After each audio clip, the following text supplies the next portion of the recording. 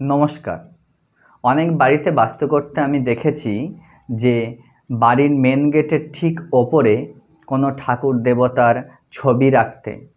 Main গেটের ঠিক ওপরে আপনারা গণেশ রেখে দিয়েছেন, মা তারাকে প্রতিষ্ঠা করেছেন মেন গেটের ওপরে। মেন গেটের ওপরে অনেকেই দেব মূর্তি রেখে দিয়েছেন।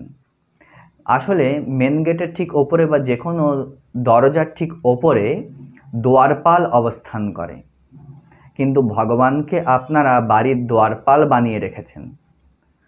ভগবান আপনার বাড়ির বা আপনার জীবনে সমস্ত দিকের উন্নতি সাধন এবং আধ্যাত্মিক বিকাশে সহায়ক হয়, কিন্তু তাকে কি করেছেন না কেবল দ্বারপাল হিসাবে বাড়ির মেন গেটের ওপরে স্থান দিয়েছেন।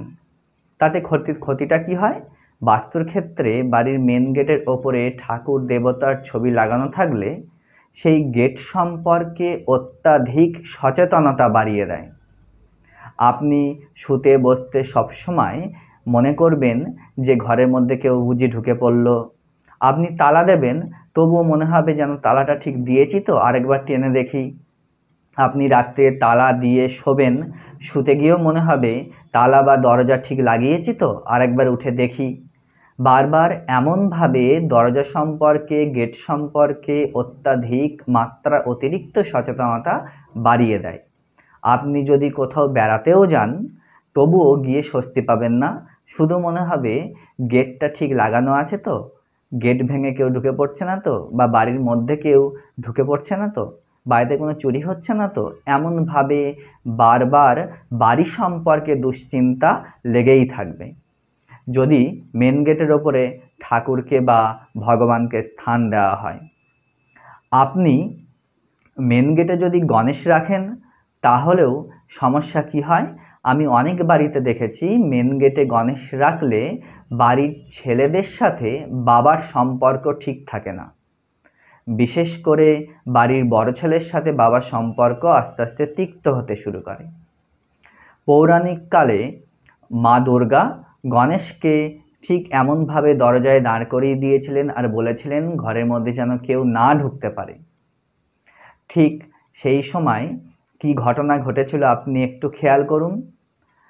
শিব এসেছিলেন এবং শিবের সাথে গণেশের তুমুল অশান্তি হয় এবং শেষ পর্যন্ত শিবের দ্বারা গণেশের মস্তক ছেদন হয়। অর্থাৎ গণেশ যদি বাড়ির মেন গেটে রাখা হয়, তাহলে দ্বারপাল হিসাবে যদি গণেশকে ব্যবহার করা হয়, তাহলে কি হয় না গণেশ কোনো শুভ শক্তিকেও ঢুকতে দেয় না, কোনো অশুভ শক্তিকেও ঢুকতে দেয় না।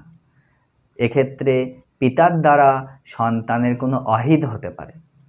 তাই আপনি মেন গেট থেকে যে কোনো ধরনের ঠাকুর বা দেবতার ছবি বা দেবতার মূর্তি সরিয়ে দিন।